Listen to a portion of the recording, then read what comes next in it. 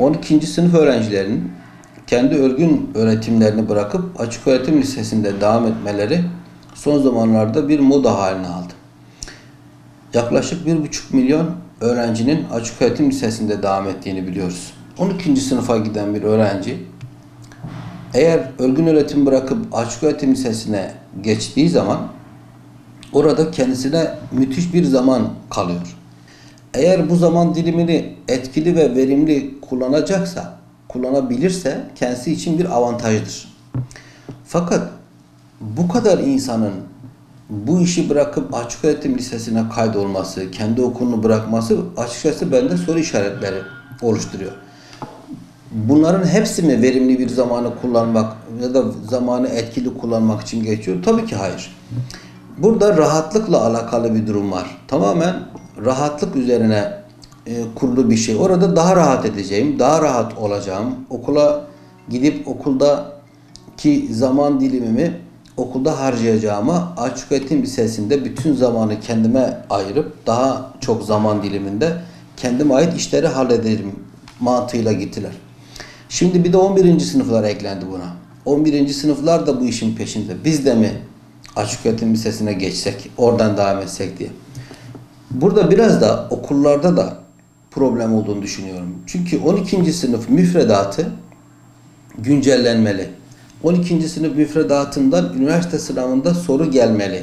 Bizim yapısal reform dediğimiz bir yapısal reforma gitmemiz lazım. Okuldaki 12. sınıf müfredatıyla üniversite sınavındaki gelen soruları örtüştürmemiz gerekiyor. 9. sınıftan itibaren örgün öğretimin kendisine bir faydası olacağını düşünmüyor. Aslında bu işin görünen yüzü. Görünmeyen yüzü bu çocukların bir de çalışma hayatları var. Dışarıda çalışan bir sürü öğrenci var. Bu da onlara bir kapı aralıyor. Açık öğretim lisesine geçersem bütün zamanım bana kalır. Bu zaman diliminde gider bir yerde çalışırım. Maddi bir kazanç sağlarım.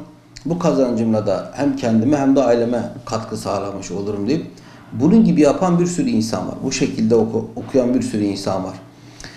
Bu çocuk yaşta bu çocuğun okulda olması gerektiği, okulda temel eğitimini alıp 12. sınıfın sonunda, 4. sınıfında sonunda, lise son sınıfta da güzel bir üniversite kazanabileceği varken 9. sınıftan 12. sınıfa kadar dışarıda çalışıyor, bir yerde emek sarf ediyor ve para kazanıyor. Para kazanarak hem kendine hem ailesine katkıda bulunuyor. Aynı zamanda liseyi bitirmiş oluyor. Ben korkuyorum ki yakın bir gelecekte okullar öğrenci bulamayacak. Özellikle de 12. sınıflarda belki okullar kampanya başlatacak. Çünkü 12. sınıflarda okula giden öğrenci sayısı çok az. Hani 9-10 şu an idare ediyor var.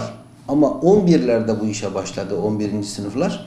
Yakın bir gelecekte bunlar öğrenci bulamayacak okullar. Ve sonra da 9. sınıftan itibaren bulamayacak.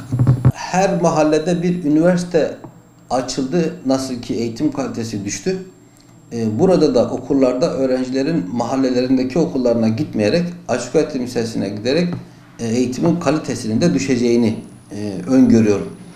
Okulda öğretmenle öğrenci buluşmadığı müddetçe, öğretmen öğrencinin ruhuna dokunmadığı müddetçe, öğrenci öğretmeninin şemsiyesi altında olmadığı müddetçe uzaktan arada bir sınavlara girerek ve bunların da eminim hiçbiri o kitapları da karıştırmıyor. İşte çoğu dışarıda çalışıyor ya da mevsimlik bir işçilik yapıyor.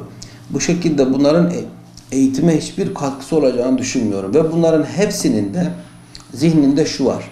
4 yıl liseye zaman harcayacağım, okula zaman harcayacağım. 4 yıl bir yerde çalışırım, köşeye biraz para koyarım. 4 yılın sonunda bir özel üniversiteye kayıt yaparım. Özel üniversitenin ücretini de kendim çalışarak kazanmış olurum. En azından ücretini de ödemiş olurum.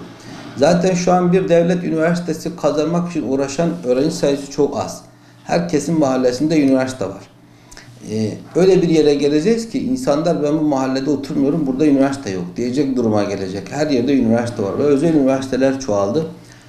Liselerde çalışan, okuyan öğrencilerin de kendi liselerini bırakıp açık öğretim lisesine gitmelerinin temel sebeplerinden biri de bu.